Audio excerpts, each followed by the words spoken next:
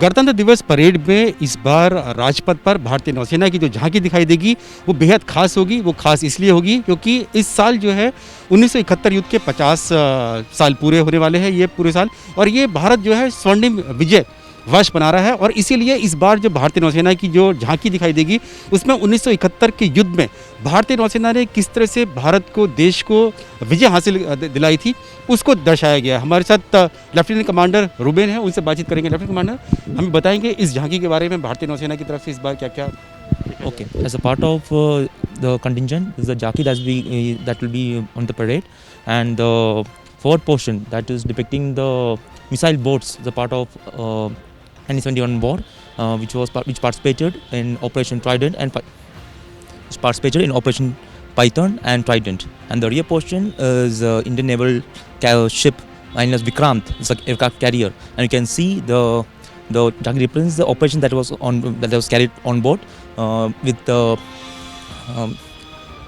the Seahawk and the Alizé aircraft. Traditionally जो naval tableau होता है वो नेवी डे की थीम से रिलेटेड होता है। तो इस साल का थीम है नेवी डे का combat ready, credible and cohesive. तो इस बार हम दो चीज़ें ऐड कर रहे हैं, एक तो ये हो गया है और दूसरा है कि इस बार हम गोल्डन जुबली सेलिब्रेट कर रहे हैं, हमारी 1971 वॉर की विक्ट्री जो हुई थी इंडो पाक वॉर में। तो ये दो चीज़ें हैं जो इस बार हम डिपिक्ट करना चाह रहे हैं हमारे टैब्लू के थ्रू।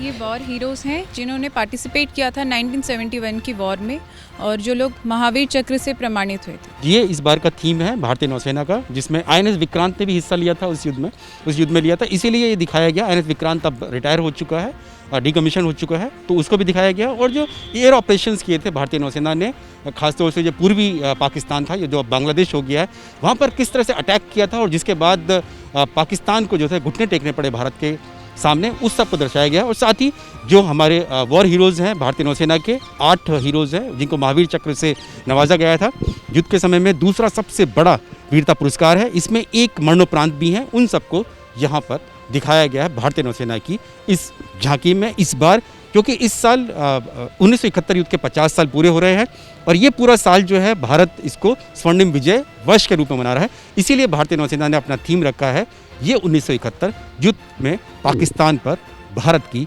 विजय का। गणतंत्र दिवस परेड में इस बार भारतीय नौसेना की जो टुकड़ी है उसमें 96 ऑफिसर्स और नौसैनिक हैं जिनको खुद नेतृत्व करेंगे लेफ्टिनेंट कमांडर ललित कुमार हैं, और साथ ही हैं लेफ्टिनेंट कमांडर नीलम कांडपाल हैं। उन दोनों से हम लोग बातचीत करेंगे। लेफ्टिनेंट कमांडर ललित कुमार, सबसे पहले तो कितनी ये गर्व की बात होती है किसी भी सैनिक के लिए, नौसैनिक के लिए, गणतंत्र दिवस परेड में राजपथ पर लीड करना भारतीय नौसेना? ये बहुत ही गर्व की बात है मेरे लिए कि इस बार रिपब्लिक डे परेड में मैं कंटिजेंट कमांडर बनकर अपने नेवल कंटिजेंट को लीड कर रहा हूँ, और इसके लिए मैं बहुत गौरवान्वित फील कर रहा हूँ।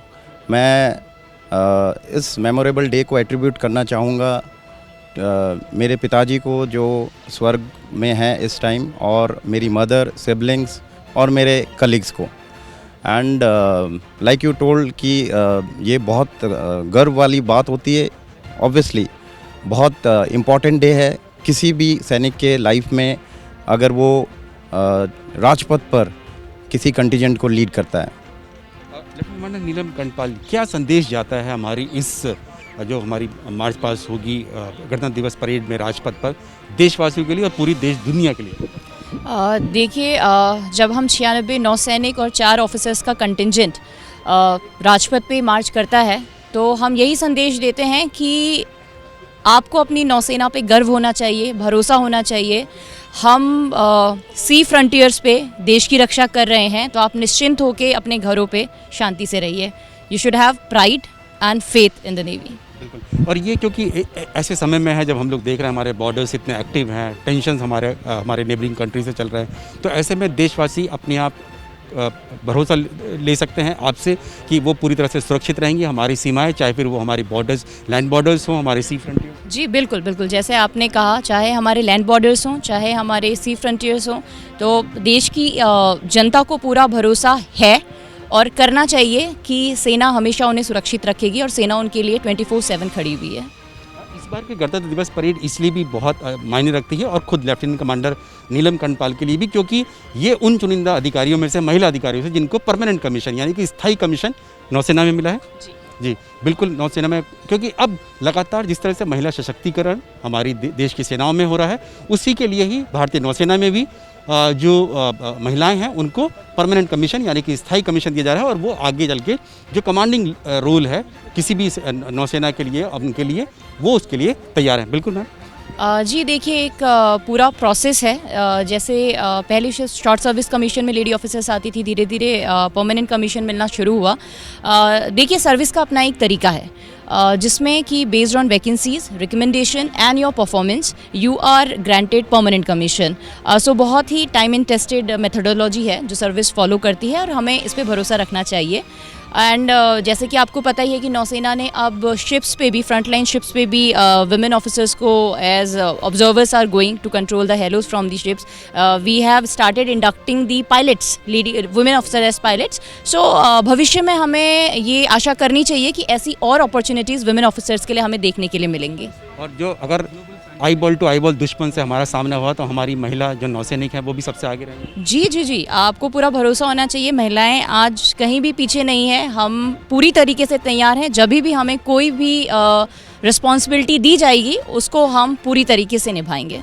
धन्यवाद मैम आपसे बात करने के लिए। तो हमारे साथ लेफ्टिनेंट कमांडर नीलम कांडपाल हैं जो बता रही हैं कि किस तरह से इस बार गणतंत्र दिवस परेड में देशवासियों को भरोसा दिलाया जाएगा कि उनकी सरहदें, चाहे फिर वो जो लैंड बॉर्डर्स हों या हमारे सी फ्रंटियर्स हो, पूरी तरह से सुरक्षित है। और दूसरा ये कि महिलाएं जो हैं वो किसी भी रोल के लिए, किसी भी चुनौती के लिए नौसेना में तैयार हैं।